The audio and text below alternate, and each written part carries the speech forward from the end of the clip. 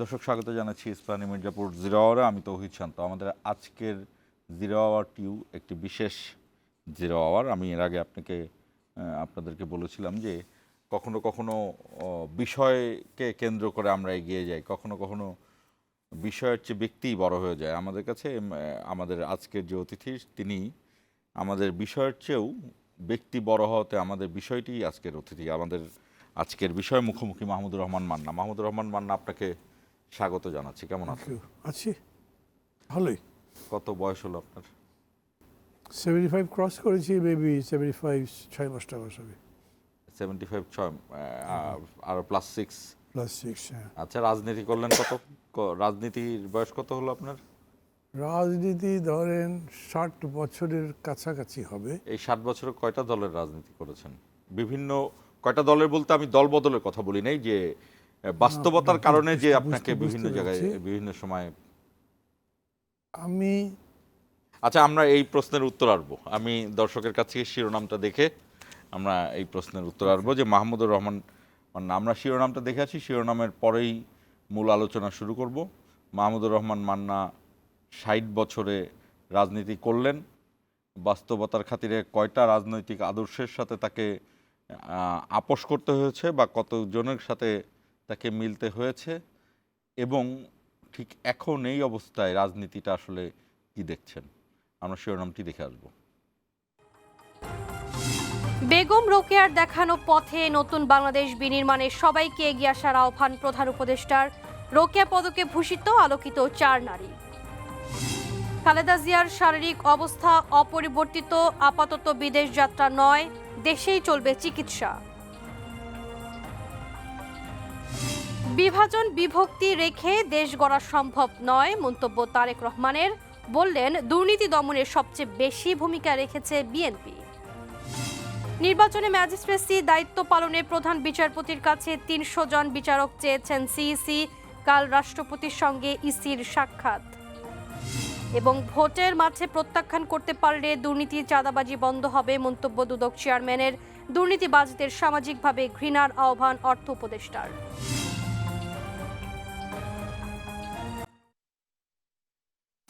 দর্শক শুনছিলেন শিরোনাম। আমাদের বিষয় বললাম ব্যক্তি মুখোমুখি মাহমুদুর রহমান মান্না।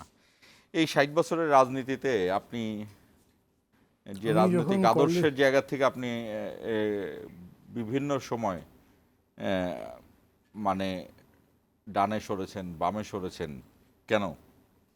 আমি যখন কলেজে পড়ি তখন আমি ছাত্রলীগের সঙ্গে একটু একটু করে যুক্ত হই। ইউনিভার্সিটি ঢুকবার পরে খুব সক্রিয় হই, এবং স্বাধীনতার পরে তখনকার ছাত্রলীগ আর এখনকার ছাত্রলীগের মধ্যে তো তফাৎ ছিল। তখন তো সেটি একটি স্বাধীন সংগঠন ছিল। স্বাধীন সংগঠন ছিল, কিন্তু তারপরেও রাজনৈতিক ইনফ্লুয়েন্স তো ছিল, এটা সবসময় থাকে। আচ্ছা, আমাদের দেশে কোনো ছাত্র সংগঠন সেই সময় থেকে, এখন একটু ডিফারেন্স হয়েছে, কিন্তু একদম ইন্ডিপেন্ডেন্ট থাকতে পারেনি। কারণ ইন্ডিপেন্ডেন্ট থাকবেই কেমন? তাদের তো লজিস্টিক সাপোর্ট লাগবে, তাদের ইডিওলজিক্যাল পলিটিক্যাল সাপোর্ট লাগবে। তারা সেরকম পার্টি কোনো না কোনোভাবে একটা ইন্টারগ্রেল থাকে। ওইভাবে ছাত্রলীগ প্রথমত আওয়ামী লীগ, শেখ মুজিব তাদের অনুসারী ছিল এবং তাদেরকেই মেনে চলত। আমিও সেরকমই, যদিও আমি শেখ মুজিবুর রহমানকে কখনো সামনাসামনি ঘনিষ্ঠভাবে দেখা, কথা বলার সুযোগ পাইনি, কিন্তু সব শুনে শুনে, রাজনীতির গল্প শুনে তার ভক্ত টাইপের ছিলাম।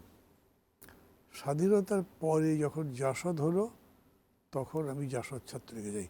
আমি কিন্তু তখন আওয়ামী লীগ করিনি, ছাত্রলীগেই আছি। তবে আমি ছাত্রলীগে আসলাম, জাসদ ছাত্রলীগে, এবং এইখানে থেকে ছাত্র রাজনীতির একভাবে বলেন যে আমি পিকে উঠে গেছি। ছাত্রলীগের সেক্রেটারি ছিলাম, প্রেসিডেন্ট ছিলাম। তখনকার জাসদ ছাত্রলীগ মানে হলো সবচেয়ে বড় সংগঠন, সবচেয়ে পপুলার সংগঠন। 72-এর নির্বাচনে বিশ্ববিদ্যালয় এবং বড় বড় কলেজগুলোর ছাত্র সংসদে ছাত্রীরা জিতেছিল, যেহেতু তখন মাত্র ছাত্রলীগ বিভক্ত হয়েছে। কিন্তু 73-74-এ সমস্ত বিশ্ববিদ্যালয়ের বড় কলেজে আমরা জিতেছিলাম, এবং এটার প্রভাব এতদূর ছিল যে পরবর্তীকালে আমি নিজে ডাকসু দুবার ভিপিও হয়েছি। সেই সময় প্রথম সমাজতন্ত্রের রাজনীতির প্রতি আকৃষ্ট হয়েছিলাম। ঠিক মূল পার্টিতে কখনো যোগ দিই নাই, আমার তখনও বয়সও হয়নি হয়তো, কিন্তু মূল পার্টির সাথে খুব ঘনিষ্ঠ টাচে ছিলাম। দেখতে দেখতে ধারণা উন্নত হতে হতে একটা পর্যায়ে, বিশেষ করে যখন মস্কো ভেঙে গেল গ্লাসnost পেরেস্ট্রয়কার বিতর্কে, প্রায় সমস্ত পূর্ব ইউরোপের কমিউনিস্ট দেশগুলো ভেঙে গেল, বদলে গেল, তখন আমার মধ্যে মনে হলো যে এই পথ সঠিক পথ নয়। ওটার ব্যাখ্যা আমি করছি না। আমি তখন দল একভাবে বলেন যে চিন্তার দিক থেকে ছেড়ে দিয়েছি, করতে চাই না। তো এই নিয়ে বিতর্ক হতো, কথাবার্তা হতো। সেই পর্যায়ে জাসদ রাজনীতি, যেটা তখনও ছাত্র সমাজতন্ত্র একভাবে আঁকড়ে আছেন, আমি বলবো যে আঁকড়ে থাকা মানে ভালো করে বুঝে করছেন তা মনে হয়নি আমার। তত্ত্বগত সংগ্রাম যা হয়েছে সেগুলোতে তারা খুব এগিয়ে থাকতে পারেন নাই, তাদের থেকে আমি আলাদা হয়ে যাই। এবং এরপর থেকে আমার মনে হতে থাকে যে আসলে মানুষের তো রেজিমেন্টেশন করা যায় না, মানুষ নিজের স্বার্থে সমগ্রের স্বার্থের কাছে আত্মসমর্পণ করে, অর্থাৎ সমগ্রের স্বার্থের মধ্যেই সে নিজেকে সমর্পণ করে যাতে সেও রক্ষা পায়। যেভাবে আমরা রাষ্ট্র তৈরি করেছি, সমাজ তৈরি করেছি, সেরকম করে গলব্রেথ তখন খুব বড়োভাবে কল্যাণ রাষ্ট্রের কথা লিখছেন। আমি কিছু কিছু পড়েছি এবং আমি তখন কল্যাণ রাষ্ট্রের পক্ষে ঝুঁকলাম। তারপর থেকে এই রাজনীতি করছি এখন পর্যন্ত, বিষয়টা তাই। আমি আওয়ামী লীগে যোগ দিয়েছিলাম। আওয়ামী লীগে যোগ দেওয়াটাও এরকম ছিল যে শেখ হাসিনা আমাকে খুব চেষ্টা করছিলেন, আমি রাজি হচ্ছিলাম না। শেষে উনি আমাকে বললেন যে এরকম যে অহংকার করো, একসময় তো দেখবে যে তুমি রাজনীতির কোথাও নাই, কারণ তোমার কোনো পার্টি নেই। বরঞ্চ আমি তো সমাজতন্ত্র পর্যন্ত যাব না, কিন্তু কল্যাণ রাষ্ট্র পর্যন্ত যাব। শেখ হাসিনা বলেছিলেন হ্যাঁ, যে তিনি কল্যাণ রাষ্ট্র করতে চান। আওয়ামী লীগের ম্যানিফেস্টোতে তো কল্যাণ রাষ্ট্র আছে, আওয়ামী লীগের ম্যানিফেস্টোতে আছে, বিএনপির ম্যানিফেস্টোতে আছে, জামাত ইসলামের ম্যানিফেস্টোতে আছে, সম্ভবত জাতীয় পার্টিটা আছে, আমি পড়ে দেখি, আমার মনে নেই এখন। প্রায় সবাই এটা বলে, কিন্তু তখন বা এখন ধরেন তারা যে বলে, তারা এটা একটা স্লোগানের মতো রাখে, কিন্তু এটার উপর চর্চা করে কল্যাণ রাষ্ট্র করবো কেমনে, কী কর্মসূচি হবে, এই চর্চা আমি দেখিনি, তা মানে তেমন করে কারোর মধ্যে দেখিনি। তো শেখ হাসিনা যখন এটা বললেন, তখন আমি মনে করলাম যে তার মানে আমি তো এখানে বলবার মতো কথা পাচ্ছি, and I decided to join. এবং আপনি বিশ্বাস করেন, আপনার হয়তো তখনকার কথা এখন আপনার মনে আছে কিনা আমি জানি না, কিন্তু আপনি যদি ইতিহাস ঘাটেন দেখবেন আমি কোনো বড় অনুষ্ঠান করিনি, কিচ্ছু করিনি, আমি জাস্ট একটা স্টেটমেন্ট দিয়ে যোগ দিয়েছি। শেখ হাসিনা আমার খুবই অসন্তুষ্ট হলেন। মাহমুদুর রহমান মান্না 2 বার ডাকসুর ভিপি আওয়ামী লীগে যোগ দিয়েছে, আমাদের কত বড় একটা নিউজ, তুমি এটা কী করলে? তো আমি বললাম যে আমি যোগ দিয়েছি, আমি কোনো আমার বিজয় নিয়ে আসছি না, আমি আমার অতীত রাজনীতির পরাজয়ে তারপরে এখানে পা রাখছি, আমি কোনো বড় আরম্ভ আমি একদম জবাবটাই এরকম দিয়েছিলাম। সেই থেকে করতে করতে মানে ধরেন অনেকের কাছে এরকম বলে হতে পারি, এত লম্বা সময় তো ইতিহাসও লম্বা হয়ে যায়। না না বলেন। আওয়ামী লীগ যেইভাবে চলছিল, খুব অল্প দিনে ভেতরে যখন আমি গেলাম। এটা কত সালে জয়েন করলেন? কত সালে জয়েন করলাম আমি সম্ভবত 84 হবে, আমার মনে নেই এখন। এরশাদ আসা না ঠিক আছে, 83 84 এরকম। এরকম হবে, যাই হোক। তো মানে ভেতরটা যত আমি দেখলাম তত মনে হলো এরা কথা বলে ভালো ভালো, কিন্তু চর্চা বলে কিছুই নেই। মানে নেতারা একদম সবাই ব্যক্তি প্রতিষ্ঠায় ব্যস্ত, তারা কোনো নীতির ধার ধারে না, আর টাকা পয়সা বানাবার জন্যে, সম্পদ সৃষ্টির জন্যে সব রকম অন্যায় আপনি কাজ করছে। যখন আওয়ামী লীগে প্রবেশ করলেন তখন প্রবেশ করে কি পদ পেয়েছিলেন? তখনই পাইনি, কিন্তু নেক্সট কাউন্সিলেই খুব অল্প দিনের ব্যবধানে আমাকে সেন্ট্রাল কমিটি মেম্বার করা হয়েছিল। এবং সবাই আমাকে বলতেন যে এত তাড়াতাড়ি কেউ সেন্ট্রাল কমিটিতে ঢুকতে পারে না, কিন্তু আপনার এই সৌভাগ্যটা হয়েছে। কেন? বলেছে শেখ হাসিনার আপনার প্রতি বিশেষ একটা স্নেহ আছে, এই জন্যই হয়তো করেছেন। তাছাড়াও আপনার ট্র্যাক রেকর্ড ভালো, ছাত্র রাজনীতির রেকর্ড ভালো। কিন্তু মতি আপাই যেমন যোগ দেওয়ার কয়েক বছর লেগেছে তার সেন্ট্রাল কমিটিতে আসতে, এটা একটা ইতিহাস। এবং তারা আমাকে বলতেন। এবং তার পরবর্তী যে কাউন্সিল হচ্ছে সেখানে আমি সাংগঠনিক সম্পাদক হয়েছি। এই সাংগঠনিক সম্পাদক হলেন কত সালে? আমার না এখন এগুলো মনে নেই। আর এগুলো আর পর আলোচনা হবে, আমি একটু হিস্ট্রিটা দেখে আসতাম, তাহলে হয়তো বলতে পারতাম। কিন্তু না, আনুমানিক বলেন, এটা যে একদম তারিখ দিনক্ষণ খুব বেশি গুরুত্বপূর্ণ তা না। 90-এর আগে না পরে, গণ অভ্যুত্থানের আগে না পরে, 90-এর গণ অভ্যুত্থানের আগে না পরে, সাংগঠনিক 90-এর সম্পাদক গণঅভ্যুত্থানের পরে পরে পরে পরে হ্যাঁ। তাইলে 90-এর গণ অভ্যুত্থানে আপনার তখন মেম- রাজপথে আপনার ভূমিকা হ্যাঁ, চলছে। ছিলামই তো তখন। মানে আমি তখন মাত্র একভাবে বলা যায় যে আমি তো সর্বশেষ ডাকসু নির্বাচনটা করেছি 81-তে, হুম 79, 80, 80, 81। কিন্তু তারপরে আমার যেহেতু জাসদের সাথে আমাদের বিচ্ছেদ হয়েছে, পার্টিটা নতুন করে যে করছি এর মূল শক্তি তো ছাত্ররাই ছিল, কারণ জাসদ ছাত্রলীগের মেজরিটি আমার সঙ্গে ছিল। এই কানেকশনটা ছিল, যেই কারণে 80-তেই আমি ডাকসুতে ইলেকশন করলাম, তারপরে 81। এরপরেও ওই ছাত্ররাজের সাথে কন্টিনিউ করেছি বলেই মানে ওই এরশাদ বিরোধী ছাত্র আন্দোলনের শুরু থেকে আমি বেশ কিছুদিন ছিলাম। পরে আর আমি ক্যাম্পাসে ছিলাম না, তখন তো রাস্তায় ছিলাম। তখন 15 দল হলো, পরে 5 দল হলো, সেগুলো একটা লম্বা আবার আর এক রকম ইতিহাস। আচ্ছা, কিন্তু তার মধ্যে ছিলাম। মান্না ভাই, আমরা 90-এর অভ্যুত্থানে এখন থাকি, দেখি 90-এর যে খুব খুব একদম সহজ কথা দেখবেন, এটার সাথে এখনকার একটা কানেক্টিং আছে। এই যে 3 জোটের রূপরেখা, এই 3 জোটের রূপরেখার প্রধান একটা দুইটা দফা কি আপনার মনে আছে? না, ওগুলো এখনকার মতোই প্রায় সব সময়। কিন্তু জানেন, এই দাবিগুলো যদি পড়ে, আমি বলবো কি একই যে রকমের, আপনি হ্যাঁ। যুক্ত ফ্রন্টের 21 দফা থেকে শুরু করে মানে গণতন্ত্র, গণতান্ত্রিক অধিকার, মানবাধিকারের প্রতি যে অঙ্গীকার, সেটা হ্যাঁ, সবসময় একই রকমের হয়, কিন্তু প্রায় পরে একই আর রকম, এগুলা প্রায় আবার একই বাস্তবায়নও রকম। হয় না। হ্যাঁ, সেই ক্ষেত্রেও একই রকমের ঘটনা ঘটে। সে একই রকম ঘটনা ঘটে। মানে যুক্তফ্রন্টের ওটা তো হয়েছিল যে পরে হক ভাসানী সোহরাওয়ার্দী একসাথে থাকতে পারলেন না, থাকতে পারলো না, হ্যাঁ। আর এইখানে বেগম জিয়া এবং শেখ হাসিনা। শেখ হাসিনা একসাথে থাকতে পারলেন না, অথবা দুটো দল মানে নিজেদের মধ্যে ঝগড়াঝাটি মারামারি করে আলাদা হয়ে গেল। তখন আর কেউ মানে 3 জোটের রূপরেখার কথা মাথায় আনলো না, এরকম হয়েছে। এরপরে ঠিক আছে, আমরা সাংগঠনিক সম্পাদক হলেন আওয়ামী লীগের, তো সাংগঠনিক সম্পাদক হলো দলের মধ্যে সবচেয়ে শক্তিশালী অপারেশনাল পোস্ট, আমরা যেটা জানি, যেটা প্রেসিডেন্ট বা সাধারণ সম্পাদকও না। সাংগঠনিক সম্পাদক হলো পুরোপুরি দলের সব ধরনের নেতাকর্মীর উপরে প্রভাব রাখে। সে নেতাকর্মী, সদস্য, সাধারণ সদস্য, এই জায়গাগুলো তার থাকে। অর্থাৎ আপনি প্র্যাকটিক্যালি মানে বা ডিফ্যাক্টোভাবে দলের অনেক ক্ষমতার কেন্দ্রের দিকে গিয়েছেন। সেই জায়গা থেকে আপনি আওয়ামী লীগ ছেড়ে দিলেন, শেখ হাসিনা আপনাকে পছন্দ করে এরপরও?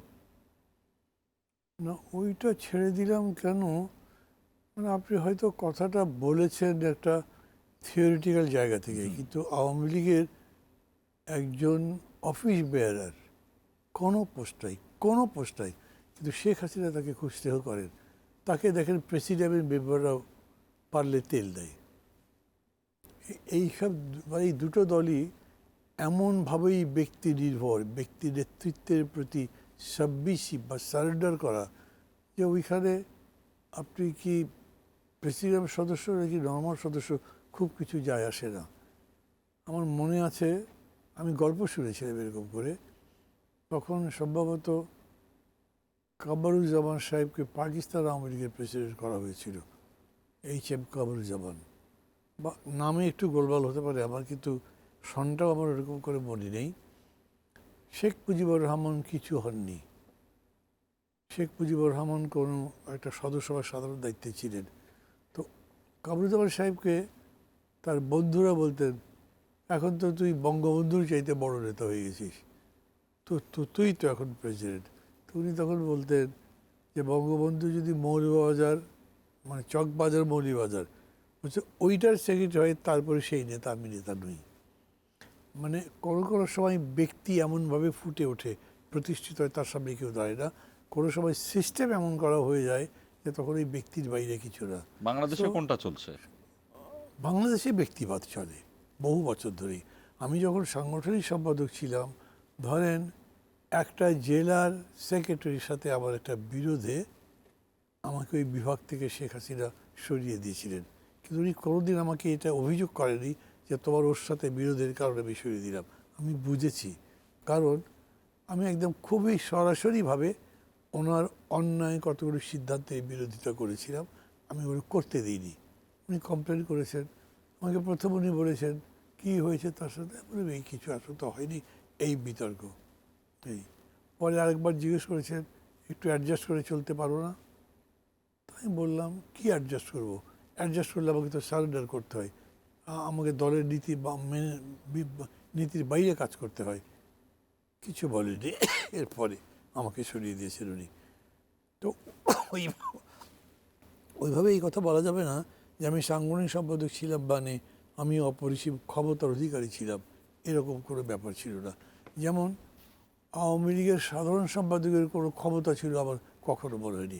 সেটা আপনি জলিল ভাইয়ের কথা বলেন, ইভেন রাজ্জাক ভাইয়ের কথা বলেন, তার আবার অবশ্যই ওরকম করে দেখিনি। বা পরে ওবায়দুল কাদের বা আশরাফ, আমি এদের ক্ষমতা বলে কিছু দেখি না, ওগুলো শেখ হাসিনার ইচ্ছায় সব কিছু হয়েছে।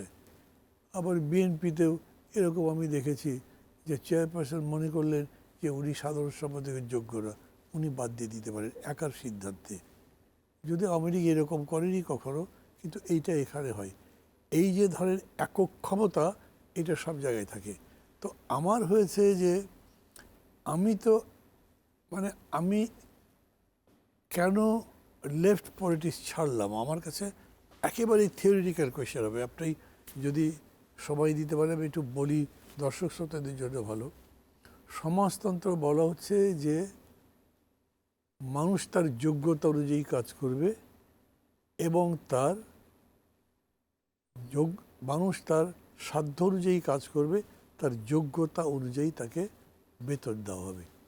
যোগ্যতা মাপবেন কীভাবে? একটা কারখানার মধ্যে ধরেন আমার তো গার্বেজ ফ্যাক্টরি ছিল, আমি দেখেছি একটা লাইনের মধ্যে 10টা অপারেটর আছে, এক একজন এক এক রকম প্রোডাকশন দিতে পারে, কেউ বেশি কেউ কম, কিন্তু বেতন তো সবার সমান। আমি এখন যোগ্যতা মাপবো কীভাবে? এটা মাপার কোনো ব্যবস্থা আমার কাছে নেই, কোনো ফ্যাক্টরিতে নেই, ইট ইজ অ্যাভারেজ। তো সমাজতন্ত্র এরকম করে যখন বলছে যে এই বেতনের কাঠামো বা এই সাম্য আনতে হবে, তখন যারা ক্রিয়েটিভ তাদের জন্য আপনি কোনো এক্সট্রা স্পেস রাখছেন না। নিশ্চয়ই আপনি বৈষম্যের বিরুদ্ধে লড়াই করবেন, কিন্তু যে লোকটা অ্যাটমিক সায়েন্স জানে তার বেতন যদি আপনি একটা ঢালাই কারখানার শ্রমিকের মতো বলেন দুজন তো একই সময় কাজ করে, ওইটা কিন্তু অগ্রগতির দিকে যাবে না। যে জন্যে সমাজতান্ত্রিক দেশগুলো একটা সময় এসে সামনের দিকে যেতে পারেনি। সো আমি বুঝেছি গ্লাসনোস্ট পেরেস্ট্রয়কা পড়বার পরে, রাশিয়া যখন ভেঙে যায় তারপর, যে এইটা এরকম করে আর যাবে না। উন্নতির একটা সময় পর্যন্ত গেছে, তারপরে আর উঠবে না। কিন্তু গণতান্ত্রিক দেশগুলোতে যেহেতু মানুষের ব্যক্তি বিকাশের সুযোগ আছে, অতএব তারা নিজে নিজে জায়গাতে ক্রিয়েট করে, সেটা সমস্ত সোসাইটি পরবর্তীতে তার সুফল পেয়ে যায় একভাবে, এই জন্য তারা এগিয়ে যেতে পারে। অতএব আমেরিকার সাথে রাশিয়া কোনোদিনও কম্পিট করে পারেনি এখন পর্যন্ত। চীন অনেক এগিয়ে গেলেও চীনের অভ্যন্তরীণ অর্থনৈতিক সমাজতান্ত্রিক ওরকম নাই। এখানে তো অনেকে বলে রিসার্চ অ্যান্ড ডেভেলপমেন্টে আমেরিকা অনেক আগানো, অবশ্যই। এবং যে কারণে আর রাশিয়া এবং চীনের সরকারের ভেতরে যেহেতু জনগণের সাথে সরকারের যে সম্পর্কটা, সেই জায়গাতে কোনো একটা ঝামেলা আছে, যেটা আমেরিকার হলো সবচেয়ে কম। না, ওই ঝামেলাটা কি, আপনি মানুষের নিজস্ব যে স্ফুরণ, তার প্রতিভার বিকাশ, সেটা তো ব্লক করে দিচ্ছেন, ওর বেশি আপনি যেতে দিচ্ছেন না।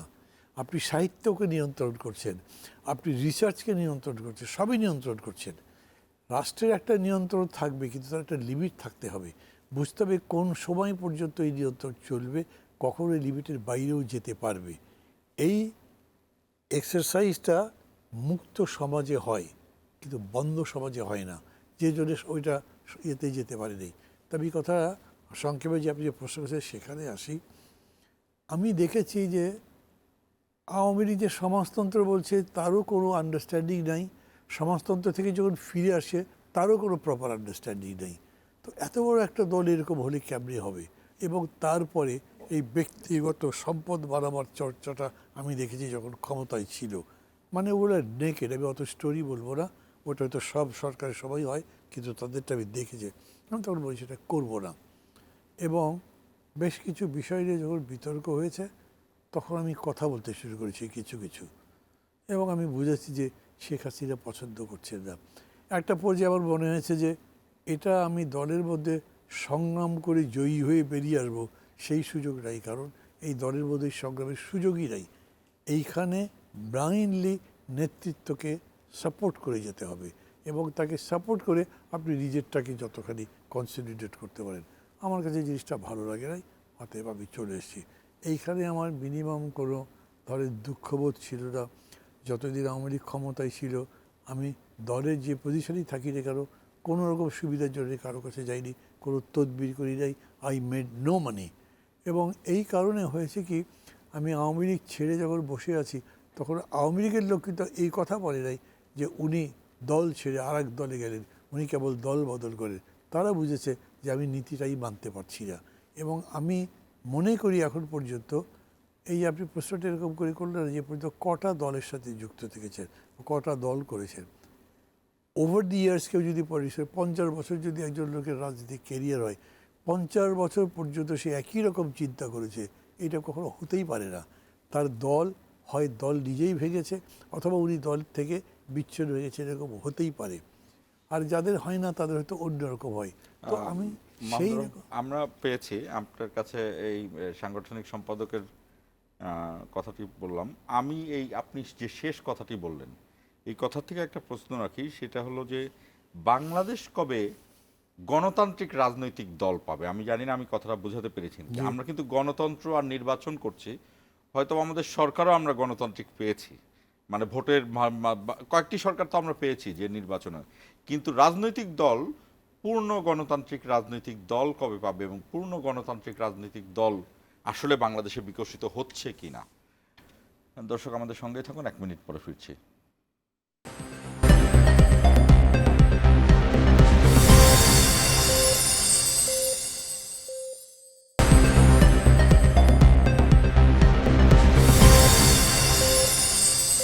মুখোমুখি মাহমুদুর রহমান মান্না আমাদের আজকের অনুষ্ঠানের বিষয়। মানে ভাই আমরা জানতে চাচ্ছিলাম যে আপনি বলছিলেন যে এবং গণতন্ত্রের এই আন্দোলনের সাথে তো আমার মনে হয় আপনি রাজনৈতিক দলের সুযোগ সুবিধার চেয়ে গণতান্ত্রিক আন্দোলন গণতন্ত্র প্রতিষ্ঠার পেছনে সময়টা বেশি গেল কিনা আমি জানি না, আপনি জানতে পারেন। তবে আমি তো দেখছি যে আপনি শুধু গণতন্ত্রের জন্যই, খালি গণতন্ত্রের জন্য আমি আপনাকে গ্লোরিফাই করতে চাচ্ছি না, কিন্তু দেখলাম যে রাজপথের মধ্যেই অনেক দিন ধরে বসবাস করছেন। এই সেক্ষেত্রে জিজ্ঞেস করছি যে বাংলাদেশে পূর্ণ গণতান্ত্রিক রাজনৈতিক দল কোনটি? আপনার দলটি পূর্ণ গণতান্ত্রিক নাকি বাংলাদেশের বড় বড় দলগুলো এগুলো পূর্ণ গণতান্ত্রিক রাজনৈতিক দল কিনা? আমি প্রথমত একটা কথা বলি, এটা কনসেপচুয়াল ব্যাপারটা ক্লিয়ার হওয়া দরকার। গণতন্ত্র একটা সিস্টেম কেবল দাও, আমার কাছে গণতন্ত্র একটা সার্বিক রাষ্ট্রিক ব্যবস্থা। হয়তো আরও বাড়িয়ে বলতে পারতাম যে গণতন্ত্র একটা সার্বিক জীবন ব্যবস্থাও বটে, কিন্তু ওটা একটু হাই হয়ে যাবে, একটু ডিফিকাল্ট হবে বোঝার জন্য, এই জন্য আমি ওরকম করে বললাম না। কিন্তু ধরেন দুটো কথা আমি বলি, গণতন্ত্র মানে কি সিম্পল হচ্ছে যে আমরা বলি রুল অফ মেজরিটি, কিন্তু আবার একই সঙ্গে বলা হচ্ছে মাইনরিটি যেন নেগলেক্টেড না হয়, ডিসঅনার্ড না হয়, তাদেরও যাতে ওপিনিয়নের জায়গা থাকে। তার মানে এখানে সব রকম ওপিনিয়নের একটা অ্যাকোমোডেশন থাকবে। খেয়াল করবেন, মানুষের প্রবৃত্তি হচ্ছে সে যেটা পছন্দ করে না দূর করে দিতে চায়, মানতে চায় না, সরিয়ে দিতে চায়। কিন্তু গণতন্ত্র আপনাকে বলছে আপনি যে রাষ্ট্রটা গঠন করেছেন সেটা কিন্তু একটা compromise, it is a social contract. এরকম নয় যে আপনি একটা নীতি ধরেছেন, এই নীতির ভিত্তিতে আমি করছি, এর বাইরে কিছু হবে না। কিন্তু আপনি জানেন যে মানুষের জীবন যেরকম বিচিত্র, এই পৃথিবীটা, এই সৌরজগৎ সব কিছুই বিচিত্র, যার অনেক কিছু আমরা জানি না, আমাদের আরও জানতে হবে। অতএব কোনো জায়গায় আমি বলতে পারবো না যে জ্ঞান আমি পরিপূর্ণ অর্জন করেছি আর নতুন করে আমার জ্ঞান অর্জন করবার কিছু নেই। সেটা কেবলমাত্র যে রকেট সায়েন্সেই হবে তা না, সেটা গণতন্ত্রের জন্য হতে পারে। এবং সেই মূল্যবোধের কথা যদি বলেন, সেই মূল্যবোধের ভিত্তিতে আমাদের এখানে রাজনীতিরই কোনো চর্চা নেই। আমাদের এখানে গণতন্ত্র মানে এখন এমন একটা ব্যাপার হয়েছে, ইলেকশন, ফেয়ার একটা ইলেকশন মানে এভরিথিং। কিন্তু আমাদের দেশে এই গণতন্ত্রের মধ্যেই তো বাকশাল আসলো, আমাদের দেশে গণতন্ত্রের মধ্যেই শেখ হাসিনার স্বৈরাচার আসলো। আমরা গণতন্ত্রকে ওই রকম করে বুঝি যদি, তাহলে ভুল। বরঞ্চ গণতন্ত্র মানে ধরেন কিছু এরকম বলতে পারেন যে আমেরিকান প্রেসিডেন্ট ট্রাম্প সাহেব চাইলেও ক্ষমতা তার কুক্ষিগত করতে পারলেন না। ওখানকার বিষয়টা এরকম গড়ে উঠেছে, এবং সেটা কখন সম্ভব হয়েছে, যখন মূল্যবোধটা বদলেছে। আমি এই স্টোরিটা অনেক শুনেছি, আমি পরে ওরকম করে ডাবল চেক করতে পারি, ভেরিফাই করতে পারি নাই। এরশাদ আমলে দুজন আমেরিকান সাংবাদিক নাকি প্রেস ক্লাবে এসেছিলেন, গল্পটা বলছিল তার অন্যান্য সাংবাদিকদের সঙ্গে। তো তারা বারবার শুনতে বলছে, তোমরা অলওয়েজ এই আর্মি মার্শাল এগুলো নিয়ে কথা বলছো কেন, অন্যান্য ব্যাপারে কথা বলতে পারো তো। তো তাকে জিজ্ঞেস করেছে বাঙালি দুজন সাংবাদিক, আচ্ছা তোমার দেশে যদি মার্শাল হতো তাহলে তুমি কি করতে? দুজনই হো হো করে হেসে উঠেছে। কিছুক্ষণ চুপচাপ থাকবার পরে আবার আমাদের সাংবাদিক যে কই জবাব দিলে না, কই জবাব দিলাম তো। বলছে কী জবাব? কই আমি যেরকম হাসলাম না, এ কথা শুনলে পুরো আমেরিকানরা হাসবে। তার মানে একটা মার্শাল ল ইজ এ লাফিং স্টক ইন আমেরিকা। আর আমাদের ওরা দেশে ভাবতেই পারে না যে মার্শাল ল শাসন ব্যবস্থা এটা হতে পারে। আর আমাদের দেশে মানুষ মনে করে মার্শাল ল হইলে ভালো, আরবি শাসন ভালো। তো এই যে দুটোর দুই রকম মূল্যবোধে তো গণতন্ত্র করতে পারবেন না। এই যে আর্মির প্রতি এই ধরনের অন্ধ আনুগত্য কেন হলো, আমরা এটা চর্চা করেছি, তাছাড়া হয়নি। দেখেন, আপনি অবশ্য চাইছেন না যে ব্যক্তিগত কাউকে কারো কথা বলে, আমি ব্যক্তিগত কথা বলছি না, কিন্তু একটা শাসনকাল বললে তো কারোর সময় উল্লেখ করতে হয়। সেই জন্য বলি, ধরেন বিগত 15 বছরে যে শাসন চলেছে, খুব ভালো করে কেউ যদি লক্ষ্য করে, বিশাল ক্ষতি হয়েছে মূল্যবোধের। কীরকম? কারো ক্ষতি করে সম্পদ বাড়ানো কোনো অন্যায় মনে হয়নি আর। কারো বিরুদ্ধে লেগে থেকে জয়লাভ করলেন মানে আপনি ডিপ্লোম্যাট, একজন বড়, আপনি কাজ করতে পারেন, আপনি আসলে চক্রান্তকারী, ষড়যন্ত্রকারী। এই রকম ধরেন যে মানে আমাদের দেশে এখনো এইরকম মূল্যবোধও গড়ে উঠেছে যে এখানে দুস্থদের আমরা সাহায্য করি, খুবই কম। ইভেন ইন্ডিয়াতে যদি দেখেন, ওদের 3টা বড় স্টারের কথা বলি, ওরা 3 কিংস বলে না, 3 খান বলে। হ্যাঁ, শাহরুখ খান। ওরা ধরেন এই করোনার সময় এক একজন 200-300 কোটি টাকা করে ডোনেট করেছে ফান্ডে। আমাদের এখানে একটা ধনী মানুষকে পাবেন না যারা 50 কোটি টাকাও ডোনেট করেছে। এবং আপনি যেহেতু কথাটা আনলেন, আমরা জাস্ট 10 সেকেন্ডের জন্য ইয়েতে যাই। আপনি চিন্তা করতে পারবেন না যে মাইকেল জ্যাকসনের যে ট্রাস্ট শিশুদের জন্য, বিল গেটসের যে ট্রাস্ট পুরো সারা পৃথিবীর জন্য, বিল মেলিন্ডা গেটস, তারা কিন্তু ডিভোর্স হয়ে গেছে, তাদের ট্রাস্টে তারা বাইরে যায়নি। এবং আমি বলছিলাম আমার এক সহকর্মীকে যে আমাদের এখানে বড়লোকদের, যেমন বড়লোকদের অধিকাংশ, সব বড়লোকদের পেছনে ঘুরলেই আপনি কোনো অন্যায় পাবেন, পৃথিবীতে কিন্তু এটা নিয়ম না যে বড়লোকরা সবাই অন্যায় করে টাকা ইনকাম করছে। তো আমার ওই সহকর্মী না এই কথাটা বিশ্বাস করতে পারতেছে না, কারণ সে আমেরিকার বা অন্য জায়গার যে বড়লোক যে আসলে এভাবে হয় কিনা তার সে মানতে পারছে না। ইলন মাস্ক সে ছোটবেলা থেকে কিভাবে বড় হলো, এটা কখনো ইয়ে করা যায়নি। এই জায়গাটা খুব গুরুত্বপূর্ণ বললেন। জি, আমরা আপনার প্রশ্ন। আমি বলছি যে ধরেন এই মূল্যবোধটা কিন্তু কমিউনিস্ট মূল্যবোধ নয় না, আমেরিকায় যাদের কথা বললেন, কিংবা ইন্ডিয়া আমি যাদের কথা বললাম। আর একটা হলো, দেখেন গতকালকে আমি এক ভদ্রলোকের সাথে পরিচিত হয়েছি। উনি নিজে একটা ইউনিভার্সিটি প্রতিষ্ঠা করেছেন, তার স্ত্রীও তার সঙ্গে যুক্ত আছেন। তারা মানে তার ওয়াইফটা, তাদের যথেষ্ট বাড়িঘর সম্পত্তি ঢাকায় ছিল। গুলশানে একটা শিক্ষা প্রতিষ্ঠানের জন্যে 4তলা না 5তলা বাড়ি ডোনেট করে দিয়েছেন। তো আপনি কেউ জানে না, কেউ জানবার দরকার কি, আমরা একটা ভালো কাজ করতে চাই। তিনি আমেরিকার একটা ইউনিভার্সিটিতে প্রফেসর, এখন ওই পেনশনের যে টাকা পান তাই দিয়ে চলে। এখানে যাই করেন কোথাও কোনো বেতন নেন না। আমাদের মধ্যে নাই যে তা না, কিন্তু এই মূল্যবোধের চর্চা তো আমি করছি না। না, না, এই উনি না, মাহমুদুর রহমান ভাই, আমি আপনার সাথে দ্বিমত করি। আমাদের মধ্যে আছেন যিনি, উনি আপনি যার কথা বললেন, উনি বাংলাদেশে থাকলে এরকম হতেন না।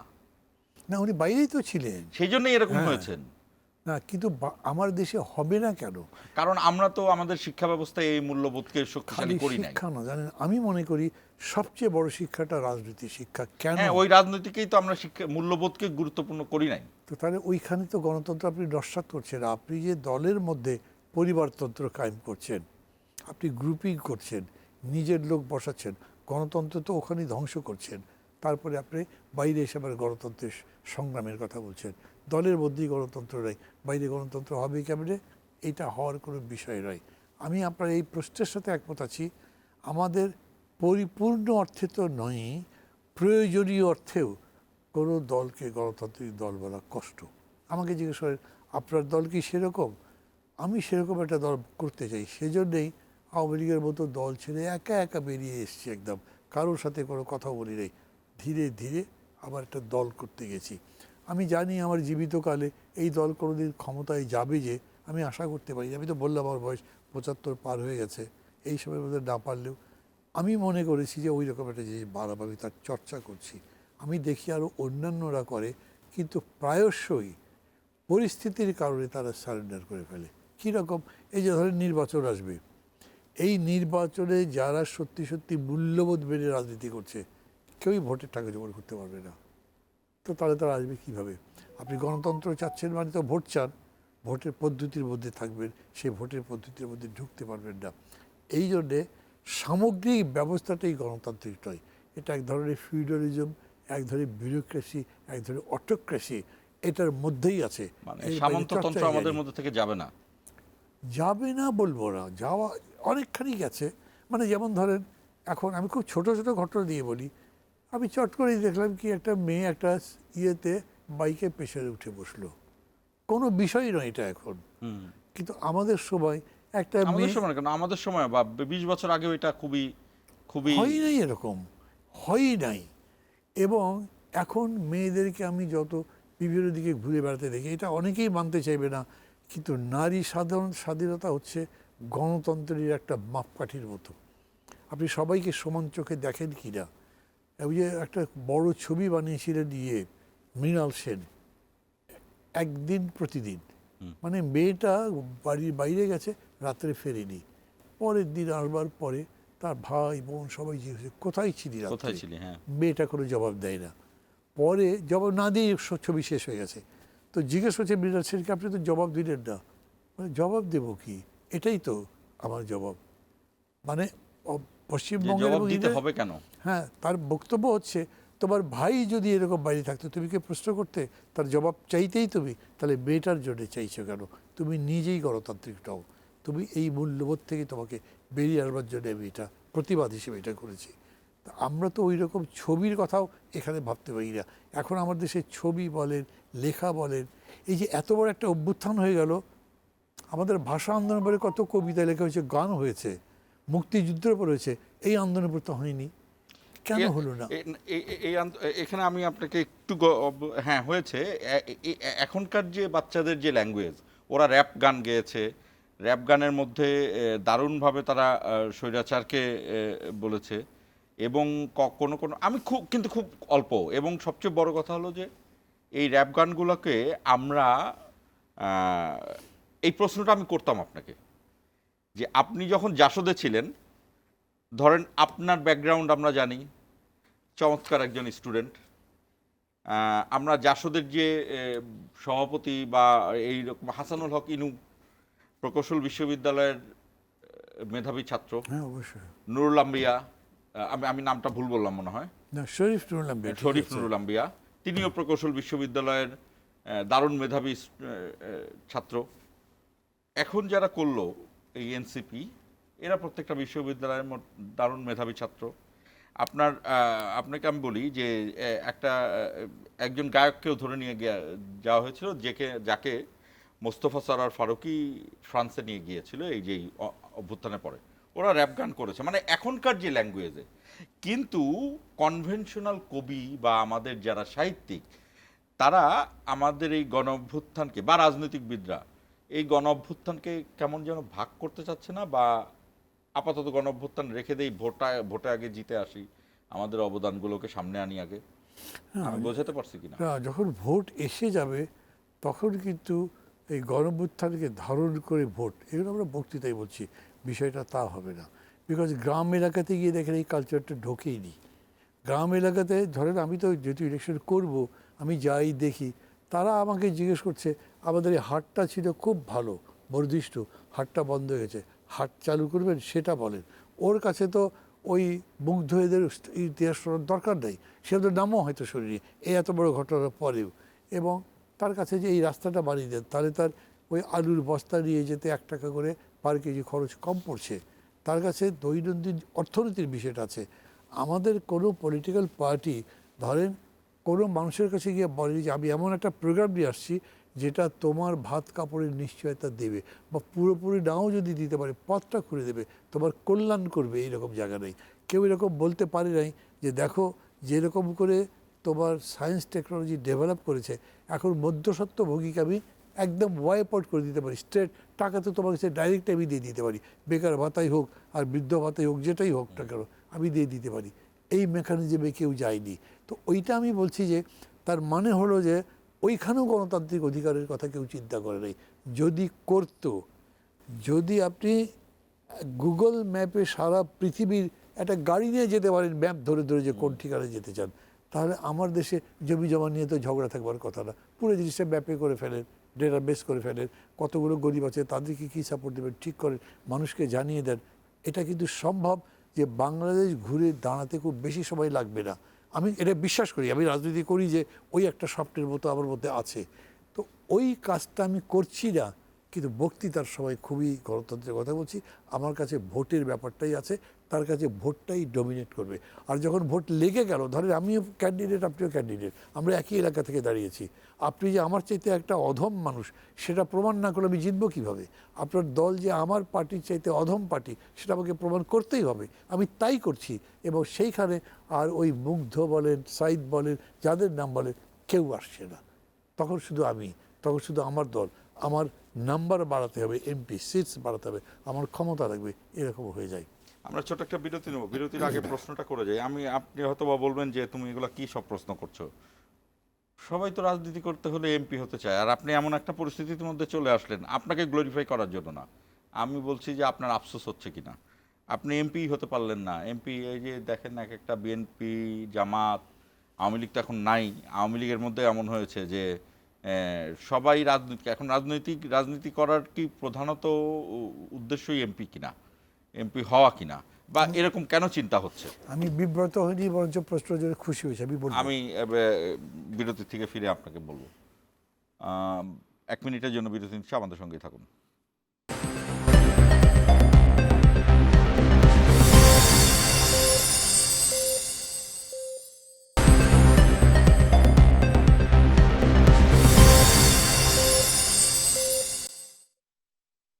আমরা স্বাগত ইস্পাহানি মির্জাপুর জিরো আওয়ারে। আমাদের আজকের বিষয় মুখোমুখি মাহমুদুর রহমান মান্না। আপনার কতটা আফসোস হয়, আপনি তো আওয়ামী লীগ থেকে এমপি কি হতে পেরেছিলেন? না। না, আপনি অনেক বড় গলা বা গর্ব করলেন, আমরাও গর্ব করি আপনার জন্য। ডাকসুর ভিপি হয়েছেন, জাসদের নেতা হয়েছেন, আপনার পড়ালেখাও খুব ভালো, আপনি কিছুটা বিজনেস করেছেন, এখন মনে হয় বিজনেসটা ছোট হয়ে আসছে।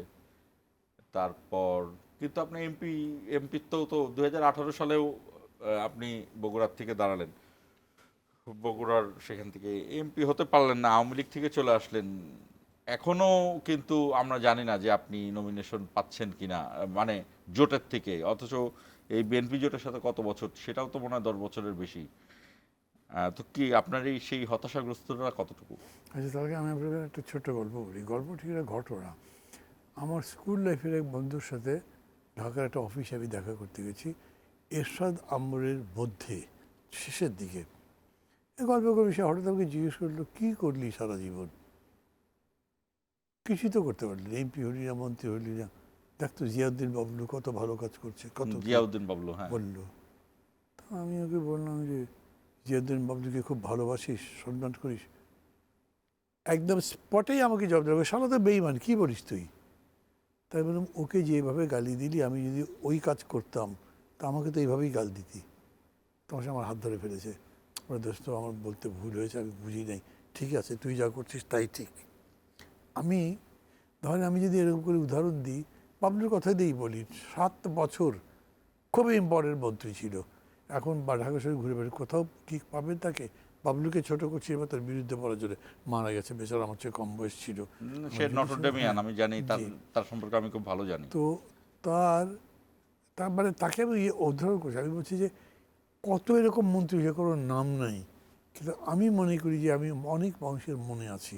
আমাকে খুব আনন্দ দেয় সেটা আমি অনেকগুলো ঘটনার মধ্যে দিয়ে দেখেছি। ধরেন আমি জেল থেকে বেরিয়েছি, এই এই আপনি জেল খেটেছেন কি আওয়ামী লীগ আমলে না বিএনপি আমলে? আমি বিএনপি আমলে খেটেছি প্রথম, তারপরে এরশাদ আমলে, আর তারপরে লাস্ট শেখ হাসিনার আমলে, সব মিলে 5 বছর। বাহ। লাস্ট যেটা হলো শেখ হাসিনার আমলে, ওই জেল খেটে বেরোলাম যখন, তখন তো এই রিসেন্ট ইয়ার কথাই বলছি, তাও 10-12 বছর হয়ে গেছে। বেরোবার পরে ধরেন আমার বাসা তো গুলশানে, আমি 2 নম্বরে গেছি একটা ওষুধ কিনতে, গাড়ি থেকে নেমে যখন দোকানে ঢুকেছি, দোকানের মধ্যে ভিড় লেগে গেছে। সবাই আমাকে জিজ্ঞেস করছে, স্যার আপনার শরীর কেমন? আমি তো অবাক হয়ে গেছি যে ওরা আমাকে চেনে কেমনে, আর আমার যে অসুখ হয়েছে জানি কেমনিতে। আমি বললাম যে হ্যাঁ আমি এখন ভালোই আছি। কারণ না স্যার, আপনি জেলে থাকতে আপনার ব্যাপারে নিয়ে আমরা খুব চিন্তিত ছিলাম। বিশ্বাস করে আমার চোখে পানি এসে গেছে, আমি তাকে কাউকে বুঝতে দিই নাই, আমি পরে চলে এসেছি। আমি মনে করি যে ধরেন ওবায়দুল কাদেরের কথা যদি বলি, খুব ঘনিষ্ঠ বন্ধু ছিলাম কিন্তু আমরা, এখন আমি তার জন্য ফিল করি হি ওয়াজ অলসো ব্রিলিয়ান্ট। সে তো স্ট্যান্ড করেছিল এসএসসিতে, এখন কি পরিণতিতে আছে, কিন্তু কত বড় হলো। আমি যখন আওয়ামী লীগে যোগ দিলাম তখন সে বলতো আমার আনন্দ হচ্ছে যে মাহমুদুর রহমান মান্না আমার দলে যোগ দিয়েছে, ও আমার সাথে 2বার ইলেকশনে হেরেছিল রাজনীতিতে। এখন আমার মনে হচ্ছে যে আমার ওর জন্য কুরুরা করতে ইচ্ছে করে, সে কি জীবন যাপন করছে। আমি তো ভালো আছি, অনেক টাকা নেই আমার, কিন্তু আমি ভালো আছি। এই জন্যে আমার মধ্যে কোনো দুঃখবোধ নেই। আমি জানি এরকম অজস্র এমপি হয়েছে যাদের কথা মানুষ অনেকে জানেই না, অনেক মন্ত্রী হয়েছে যাদের কথা মানুষ স্মরণ করে না। সেই তুলনায় আমি ভালো আছি, জীবিত এই অবস্থাতে ভালো আছি। মরণের পর তো আমি দেখতে পারবো না, কিন্তু তবু আমার মনে হয় যে আমি মরবার পরেও লোকে কিছু কিছু আমার কথা স্মরণ করবে। কারণ আমি লেখালেখি করেছি বহুত, অনেক টকশো করেছি, পত্রিকায় লিখেছি। একভাবে খুব ছোট একটা জায়গা হলেও মানুষ আমাকে স্মরণ করতে পারবে, ওদেরকে মানুষ স্মরণও এতে করবে লাভ না। কি? এতে তো আপনার কি লাভ? আমাদের সমাজে আপনার কি লাভ? ওই কথা যদি বলেন তাহলে কিসে লাভ বলেন? আপনার অনেক টাকা আছে, লোকে গাল দিচ্ছে, এখন আপনি গাল খেয়েও আপনার ভালো হতো, টাকা আছে দূর গাল দিতে কি আসে যায়। আমি আমি দুবাই চলে যাব, দুবাই গিয়ে আমি স্বর্ণের ব্যবসা করব, আমাকে করবেন, গালি দিক মানুষ, কি করবেন, যায় আসে? আপনি ওই দুবাইয়ের সম্মান পাবেন না, দেশের মানুষের কাছে আসলেও সম্মান পাবেন না, কিন্তু আমি এখানে তো সম্মান পাই। Honestly, আমি টাকা নিয়ে আমি ক্যারিবিয়ান আইল্যান্ডে চলে যাব, সেখানে একটা দ্বীপ কিনবো, ওইখানে আমি আমার মতো থাকবো, অনেক কিছু পার্টি করব, বিভিন্ন জায়গা থেকে নায়ক নায়িকাকে নিয়ে আসবো। এখন আমার কি দরকার? আমার অফকোর্স জীবন বোধটা এখানে ইম্পর্টেন্ট। আপনার কাছে ওই জীবনটা বড়, আমার কাছে ওই জীবনটা নির্বাসনের জীবনের মতো। আমি কোথায় নির্বাসন? আমি ক্যারিবিয়ান ক্যারিবিয়ান আইল্যান্ডে আইল্যান্ডে একটা দ্বীপে আমি এই নাইট লাইফ উদযাপন করবো, এটা আপনার তার কাছে? মানে ক্যারিবিয়ান আইল্যান্ডে কেন যেতে হবে? এবার দেশে থাকতে পারবো না কেন? এই আমার দেশ এখানে সব খারাপ লোকরা থাকে, আমি ভালো লোক, এখান থেকে সব টাকা মেনে নিয়ে ওখানে চলে গেছি। টাকা মেনে নিয়ে গেছেন, ভালো লোক, আপনি শান্তিতে থাকবেন আমি মনেই করি না। এরকম ক্যারিবিয়ান আইল্যান্ডে গেছেন, কেমন শান্তিতে সবাই একদম প্র্যাকটিক্যাল করে এক্সপিরিয়েন্স চাই। কিন্তু বিদেশে যারা গেছেন বাঙালিদের মধ্যে কেউই ভালো আছেন আমি দেখিনি, তার যে পরিমাণ টাকাই থাক। আমি যাদের যাদের চিনি আমি দেখিনি এটা। এই পশ্চিমবঙ্গেই আমাদের যে আওয়ামী লীগের নেতারা ছিল, নেতারা গিয়েছেন, তারা সেখান থেকে হয়তোবা চিন্তা করছেন আন্দোলন করবেন। শেখ হাসিনা বাংলাদেশের ইতিহাসে তো তার নামটা থাকবেই আসলে, যেভাবেই হোক। এবং তিনি তো এক সময়কার তিনি আপনি নিজে প্যাট্রিয়ট কবিতাটি পড়েছেন। জি, প্যাট্রিয়ট কবিতাটিতে তো দেখলেন আপনি, এখানে আমরা সিনেমাও দেখেছি, একটা মেল গিবসন খুব বড় আর্টিস্ট, উনি এরকম এই সিনেমাটা, ফ্রিডম অ্যান্ড সিনেমাটা দেখিয়েছিলেন, যে স্কটল্যান্ডের। তো এই যে আপনি বড় ক্ষমতার অধিকারী হলেন, এরপর সেই ক্ষমতাটাকে আর মাথায় রাখলেন না, এটা কি বাংলাদেশে আগামীতে হওয়ার সম্ভাবনা আছে কিনা? ভবিষ্যতের কথা তো অতদূর পর্যন্ত আমি দেখছি না, থাকতেই পারে, তবে এই মুহূর্তে আমি দেখছি না। বিশাল সম্ভাবনা তৈরি হয়েছিল 24-এর অভ্যুত্থানে, তবে সেই সম্ভাবনাটা এখন অনেক ম্রিয়মাণ। ওখান থেকে আরও নতুন করে আসা জাগানো কতখানি সম্ভব সে ব্যাপারে আমি মূল্যায়ন করতে পারবো না। আমি আমার মতো করে ধরেন এরকম নয় যে 24 অভ্যুত্থান হলেই আমি আশাহত হয়ে হতাশ হয়ে ঘরে চলে যেতাম। কষ্ট হতো আরও, শেখ হাসিনার শাসনে যদি চলতো কষ্ট আরও বেশি পেতাম, কিন্তু চেঞ্জ হওয়ার ফলেই যে সব কিছু বদলে যাবেই এরকম আমি কখনো আশা করিনি। যেতে পারতো, এটা আমি এখনও মনে করি, এখনও ঘুরে দাঁড়ালে হয়তো সম্ভব। অথবা ধরেন নির্বাচন যে হবে, যদি একটা ভালো নির্বাচন হয়, সবার কাছে গ্রহণযোগ্য, সবাই হ্যাপি, এবং যারা ক্ষমতায় গেলেন তারা যদি দেশ গড়বার কাজটা আন্তরিকভাবে শুরু করেন, তাহলে দেশ বদলাতে পারে। আমি আপনার শেষ প্রশ্ন করব, শেষ প্রশ্নটা আপনি একই রকমের প্রশ্ন হবে। আওয়ামী লীগের পরিণতি কি, কতটুকু মানে কি হতে পারে? দুই হলো যে জাসদে যেমন মেধাবী ছাত্রদের কথা বললাম, ওই প্রশ্নটা তখন করি নাই। এখনকার এনসিপিওর সেরকম মেধাবী ছাত্র, জাসদ কিন্তু মানে স্ট্র্যাটেজিক্যালি বলেন বা এই যে আপনাদের বৈজ্ঞানিক সমাজতন্ত্র বলেন, অনেক ভালো ভালো ইয়ে ছিল, কিন্তু আমাদের জাতীয় রাজনীতিতে তারা টিকতে পারে নাই, এটাই বললাম। হ্যাঁ, সিরাজ শিকদার গুম এবং খুন হয়ে গিয়েছেন। আমাদের এই এনসিপি এরাও আসলে কতটা টিকতে পারবে? আচ্ছা, প্রথম কথা বলি যে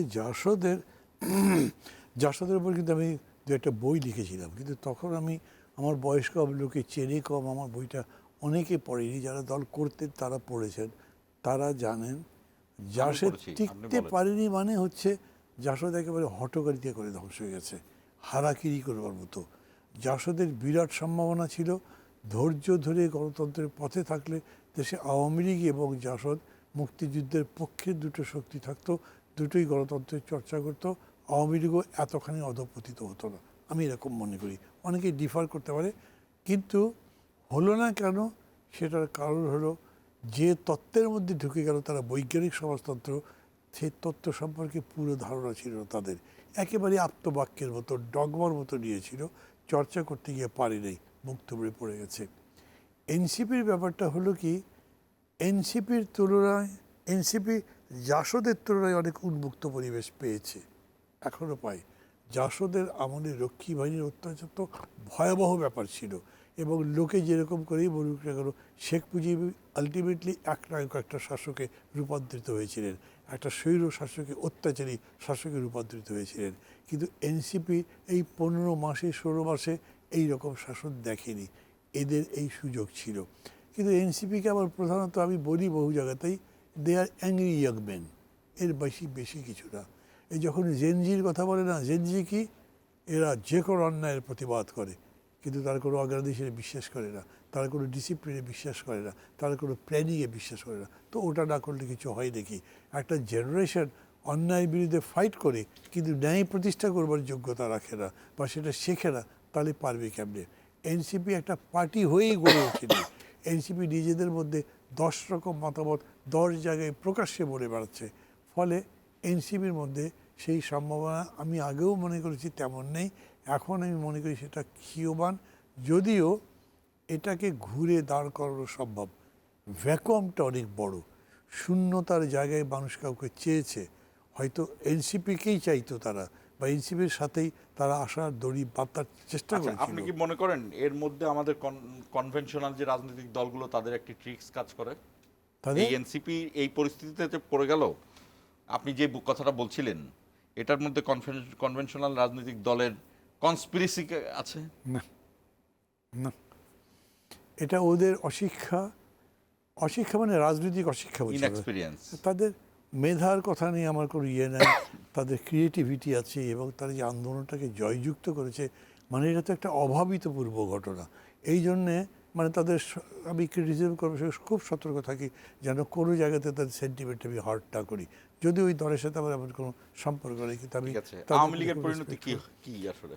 আওয়ামী লীগের পরিণতি, বিশেষ করে শেখ হাসিনার ফাঁসির আদেশ হবার পরে হঠাৎ করেই আমি দেখছি আওয়ামী লীগ থমকে গেছে। এখন সেই প্রতিবাদ নেই, এখন বাস পড়ানো নাই, এখন সেরকম করে বড় বড় কথাবার্তা বলা নেই, চর্চাটা দেশের মধ্যে কমে গেছে। কারণ কি জানেন, যারা মনে করেছিলেন শেখ হাসিনা অজিও, কিছুই করা যাবে না তার, তিনি ক্ষমতা থেকে তো গেছেনই, উনি পরিণতি কি, দেশে কখনো ফিরতে পারবেন না, ওনার পরিণতি কি, উনি কি বাইরেই মারা যাবেন? Is she defeated? ক্যারিবিয়ান আইল্যান্ডে চলে যাবে, ওই রকম করতে হবে। ক্যারিবিয়ান আইল্যান্ডেও যদি যেতে পারেন, তবে তো তার মানে হচ্ছে it is a defeated force. এইটা আমি বিশেষ করে ধরেন ওদের যে সমস্ত দুর্গ বলে পরিচিত ওই গোপালগঞ্জ বরিশালে যেসব কীভাবে ফরিদপুরের জায়গাটায় আছে, নেতাকর্মীদের মধ্যে হতাশা দেখি আমি, এবং এই হতাশা থেকে তারা ঘুরে দাঁড়াবে যে সেইটা হয়নি, করতে জি। পারতো হয়তো যদি তারা একটা রিফাইন্ড আওয়ামী লীগের চেষ্টা করতো। রিফাইন্ড আওয়ামী লীগ। হ্যাঁ, এটা কথা বলেছিল না, যদি করতো হয়তো হতো, তাও হয়তো বলছি। অসংখ্য ধন্যবাদ। আপনি বেশ এই বয়সেও, এই বয়স বলতে আমি আপনাকে ছোট করছি না, আপনি এই বয়সেও দারুণ তরুণ আমাদের এখানে হ্যাঁ, আসলেন। শিওর, এবং Mentally বটেই। আপনি এই এনসিপির মতোই তরুণ আমার কাছে যেটা মনে হয়, কারণ আপনাকে আমরা দেখেছি যে রাজপথে আন্দোলন করছেন, স্লোগানে আছেন, এখনো আছি। এখনো আছেন। যে আপনাকে ধন্যবাদ এই কারণে, আপনি থাকুন আমাদের সঙ্গেই। রুল অফ মেজরিটি আর রুল অফ পাওয়ার, এই দুইটার কথা যদি আমরা আলাদা করতে না পারি, গণতন্ত্র বোঝাটা খুব কঠিন। Rule of majority means rule of পাওয়ার না, রুল অফ মেজরিটি কখনো রুল অফ পাওয়ার না। কিন্তু আমাদের দেশে মেজরিটিরা যা চায় তারা চলে যায়। আমাদের দেশের সবচেয়ে বড় সাম্প্রদায়িকতা হলো হিন্দু মুসলমান না, আমাদের দেশের সবচেয়ে বড় সাম্প্রদায়িকতা হলো আওয়ামী লীগ যখন ক্ষমতায় থাকে তখন বিএনপি দেশে থাকতে পারে না, বা সে বাড়িতে থাকতে পারে না, তখন আওয়ামী লীগ সম্প্রদায় বিএনপিকে হটিয়ে দিতে চায়, তখন বিএনপির থেকে লোকরা আওয়ামী লীগ সম্প্রদায়ে যোগ দিতে চায়। আবার যখন আওয়ামী লীগ থাকলো না তখন বিএনপি তাদেরকে থাকতে দিতে চায় না। এটি এখনকার পরিস্থিতির কথা বলছি না, এটি আওয়ামী লীগের গেল 17 বছরের কথা বলছি, তার আগের সময়ের কথা বলছি। এই যে সাম্প্রদায়িকতা, এই যে সমস্যা, এইটাই কিন্তু আমাদের দেশের, আমি মনে করি যে মূল সাম্প্রদায়িকতা, যত না বেশি হিন্দু মুসলমানের সাম্প্রদায়িকতা। Rule of power, rule of majority, এই দুটোর পার্থক্য আমাদের রাজনীতিবিদরা নিশ্চয়ই, এখনকার রাজনীতিবিদরা বুঝবেন। শেষ করছি আজকের ইস্পাহানি মির্জাপুর 0 আওয়ার।